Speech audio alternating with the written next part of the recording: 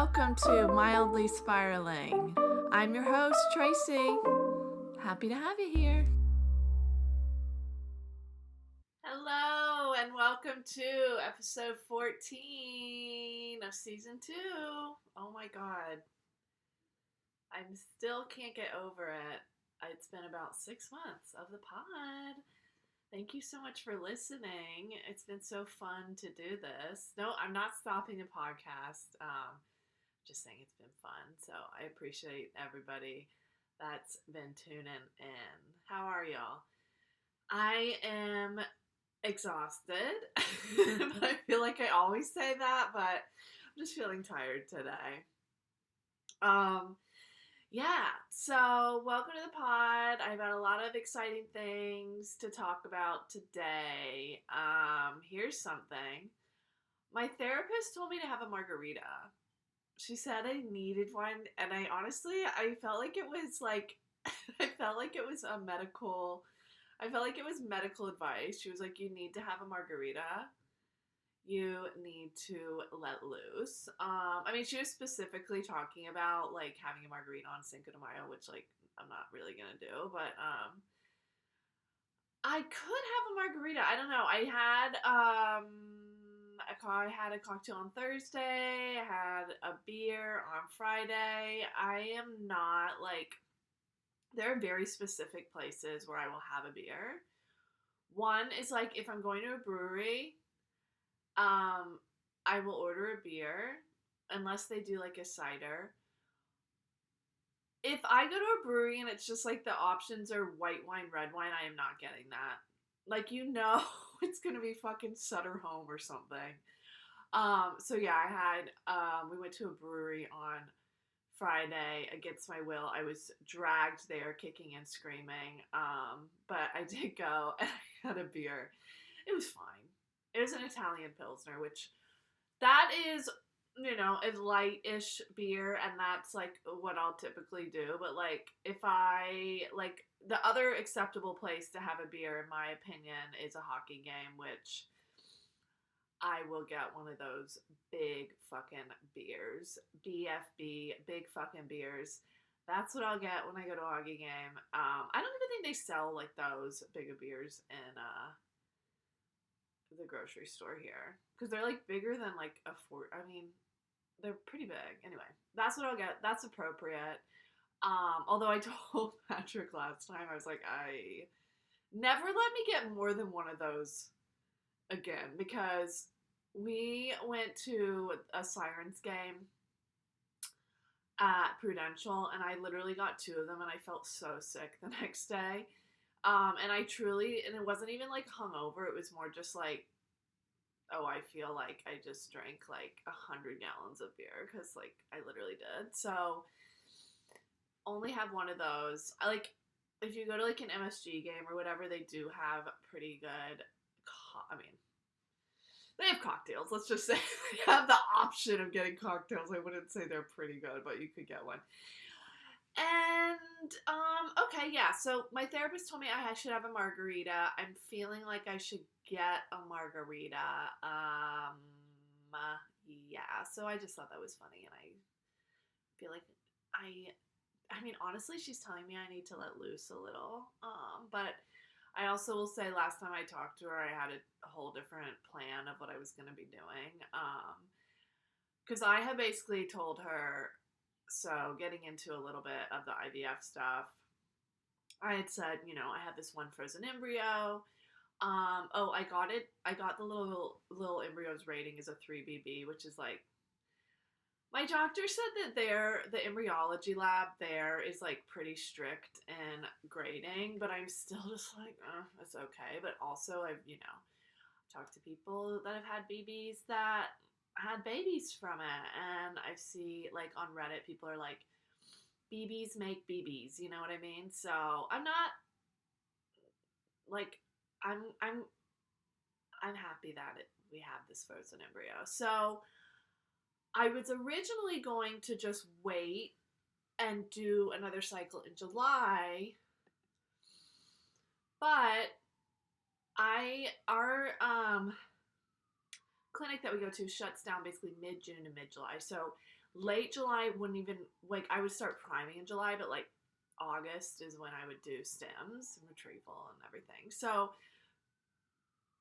I was just like, oh, I'm just like kind of tired of being like in this hold pattern, in this waiting pattern. And so I was like, okay, yeah, let's just try with this embryo. Because also, like, with diminished ovarian reserve, it's like not even like I'm guaranteed to get another embryo in August, and I could wait that long and get nothing. So I'm just gonna try. That's like what I've settled on. Obviously, I go back and forth about it, but it's like I'm just kind of tired of being in this like stagnant kind of place, and so that's why we decided to move forward with it. So I basically, well, no more margaritas for me. No, I could still have one margarita or two. You know, get loose, but like I am going to basically do a natural FET, frozen embryo transfer, and then I think it's like just I do a medication before, like an HCG, and then I do Lupron. No, not Lupron. Sorry, progesterone suppository right up the if you know what I mean. So. Oh my god, I'm exhausted, y'all. Like, I look like absolute crap if you're watching the YouTube video, but I have this beautiful new painting behind me. Check it out. If you're watching, let me know what you think in the comments. I don't know, I think it's cool. I think it's pretty. It's like a watercolor of all these like flowers and stuff. So, where am I going with this? I am saying basically that the embryology lab that we use is Italian. They're closed for a month in the summer. I mean, that just feels so nuts. Like, where are we? Florence? No, I remember when I was in Florence in August, though, everything was closed for the whole month, and I do kind of love that. And I really wish we had more of that here, but I will say, when everything is running 24 hours a day in New York and then something closes for an entire month, you're like, wait, what? Because they also close like during the holidays too, so they close twice a year. And I know like once a year is standard for embryology labs. I don't know if 2 times a year is standard for embryology labs though, but you know what? They're Italian American. I'm going to give it to them. And it made the decision, well, it made my decision for me basically, right? So I'm going to try with that. And yeah, I should have an update in like 2 or 3 weeks about, maybe 3 or 4 weeks about what happened. So, you know, if this one fails again, I will basically have June as like a month where I'm truly gonna be like letting loose, relaxing, and I'm definitely gonna plan a trip. And if it doesn't work, or if it does work, yay! That's exciting, and I get to be out of this like hell of a hamster wheel. So there we go. That's the plan for the next couple weeks. I feel like I can only plan like a few weeks out. It's really hard for me to plan anything further out than that, but I'm happy to have that like on the books. I'm recording this at like 11 a.m. on Sunday, and I'm just really proud of myself because I got my ass out of bed. And I had a horrible coffee, but I did have a yummy cinnamon roll. And yeah, I'm just happy to get my booty out of bed because I have been in a freaking funk, and I'm trying to get out of that funk. So here I go. Yeah. So maybe I'll have a margarita later. I think I'm gonna go get like this like matcha soft serve that I've been like seeing all over Instagram that I really want. So try that. Do you know what I'm talking about if I say I'm Canada down? Okay. Canada down. Basically, I guess I honestly learned who Tate McRae was against my will. Like I didn't know who it was, and I don't really care who it is. But I learned because she was doing like these ads for like Team USA, and people were like, aren't you Canadian? She was like, I'm Canada down. So now I just say I'm Canada down because I love saying that. But what I am Canada down, and I might really be Canada down because so my great grandmother is from Ireland, and my great grandfather is from Ireland, and my great grandmother is from Canada. And apparently, like, so basically, if I wanted to become an Irish citizen, my dad had to have had Irish citizenship before I was born. But since he didn't get it until after, well, until because he didn't ever get it. But if he had gotten it after I was born, I wouldn't have been eligible because he got it after I was born. But if he had had it before I was born, I would have been eligible. It's so fucking crazy. I have I have started the process of trying to apply twice for Irish citizenship, but it's so much paperwork that honestly I just stopped doing it because it is like a 50-50 chance whether they would not give it to me, whether I would get it or not, because I would really have to like make a case for it. But you know, it's a maybe, it's a maybe. But apparently Canada, you can become a Canadian citizen if your great grandparent is from there. I did not know this. I don't know if it's worth it, but it is just like, maybe. So I'm trying to decide if I'm Canada down or not. And I need to look into the process. And honestly, if you're in Canada and you're listening to this, I do have some Canadian listeners. I know a lot of people uh, from Canada. Hello. Maybe I'm totally wrong, and tell me if I'm totally wrong on that. But apparently, I could apply for citizenship there. So I don't know. It's something I'm contemplating. It could be kind of cool. So we'll see. Um, Although I think maybe the rules have changed because my dad was like a permanent resident of Canada, but he never got his citizenship, and I don't know why. Um, maybe things have changed. I'm not really sure. But anyway, let me know if you're Canada down in the comments. All right, what am I loving? Okay. I am loving not wearing makeup as I get older. I feel like I started wearing makeup like in middle school because I thought I needed to, and like everyone was wearing makeup, and this like literally happened, but like one day in middle school, this is actually the first time I ever like became aware of makeup even being a thing. But I think I was in like 6th or 7th grade, and these girls had mascara, and they were like, "Oh, let me try this on you," and they were like, "Oh my god, you look so much prettier with mascara on." And it's weird how that moment like clicked in my head of like, oh, I have to wear makeup. So literally ever since, I think I like literally went to CVS that night and bought a shit ton of like Maybelline and stuff and started caking it on, and I was like wearing makeup. And then like even you know through probably the last year or two, I would not really go out without like some kind of makeup on. And now I literally walk around New York City with no makeup on. I'm recording this and uploading it on YouTube with no makeup on. I don't know if I just don't really give a shit anymore. I will say I've been like working on like my face, like I got my like serums, I got my like 10-step routine. It's not, I mean, is it 10? It's pretty, it's lengthy.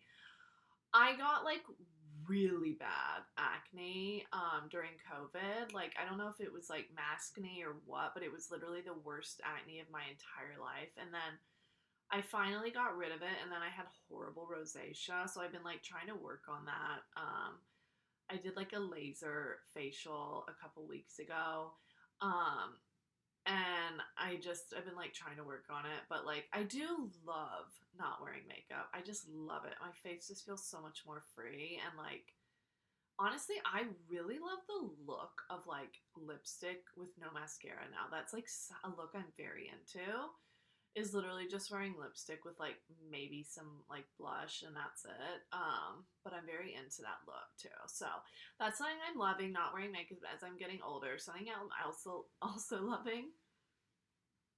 Okay, this is gonna sound so crazy. Free bleeding at Pilates. Yeah, it's dangerous, but honestly, it made me feel fucking exhilarating. Like I didn't know what was gonna happen.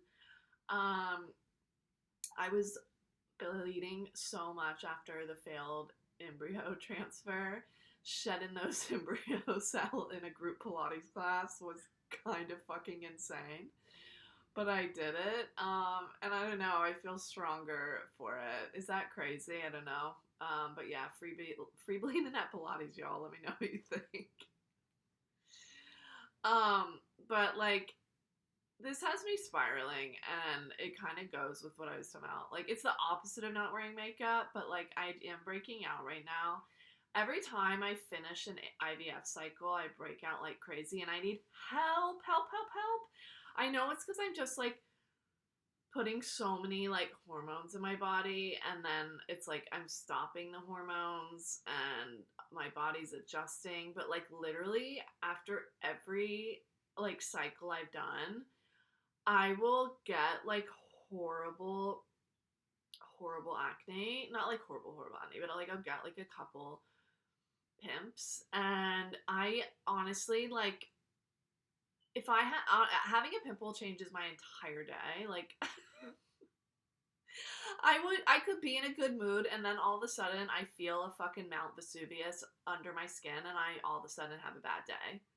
Like it literally changes like the whole trajectory of my life. Like I'm not kidding. Like I literally feel like if I never had acne, I could be president right now. Like I would have the confidence to do it. But like because I got like horrible, horrible acne at 31, it was just like, no, that's not happening for you, babes.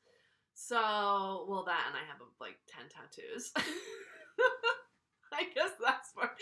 The only reason I'm not president is aesthetic things. No, but like I just feel like when I get a pimple, it's literally like, everyone stop what you're fucking doing and help me get rid of this thing.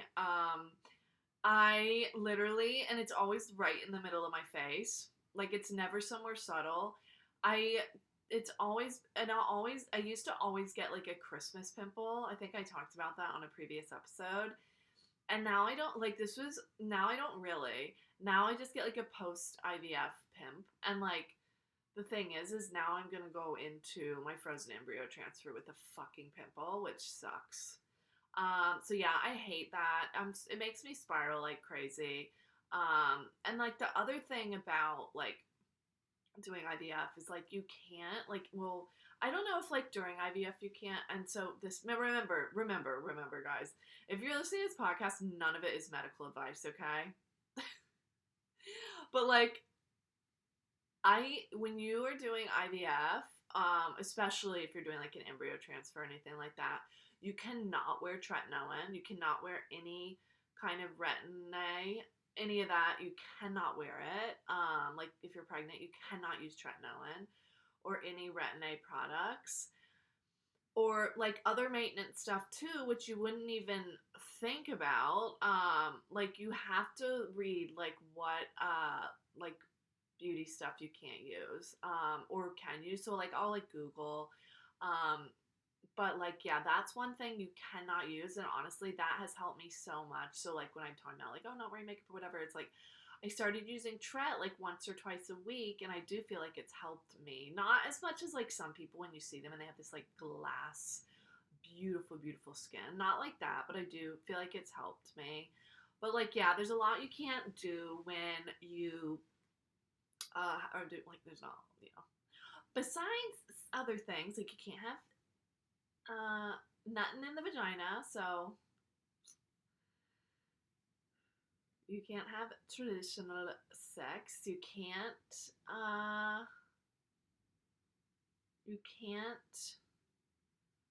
Why did saying that throw me so much? I got like embarrassed to say it. I got like fucking shy or something. Okay.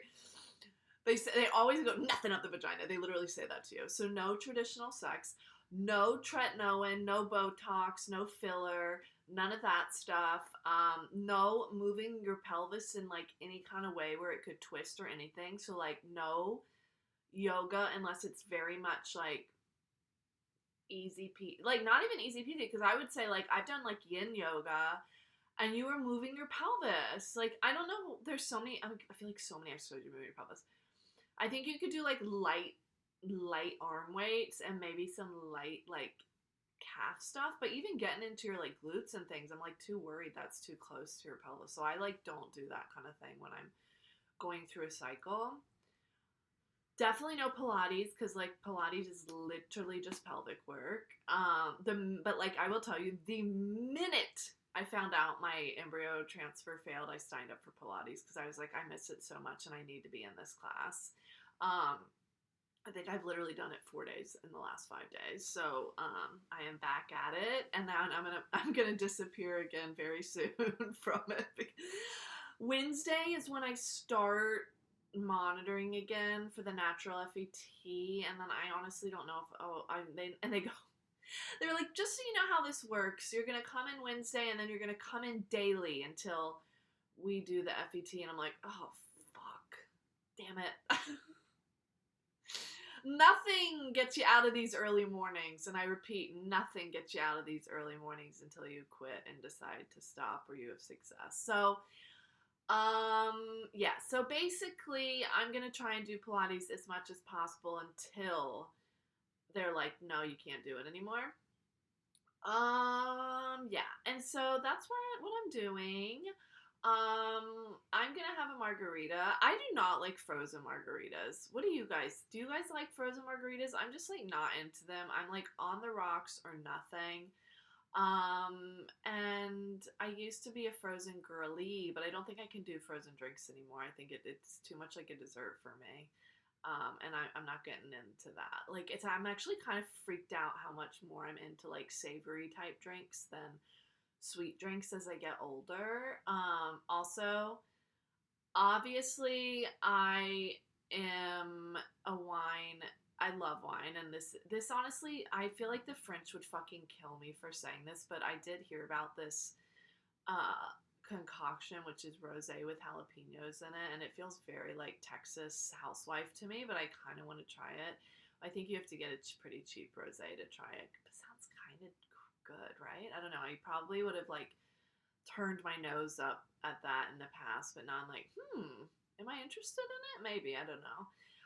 If you're watching this on YouTube, let me know how tired I look on a scale of 1 to 10 in the comments. And don't tell me that I need to wear makeup. You know what's crazy? So I don't, when I'm recording this, I'm like living on the fucking edge because I don't plug my laptop in, because sometimes when I plug my laptop in, it sounds like the fan in it is going to explode.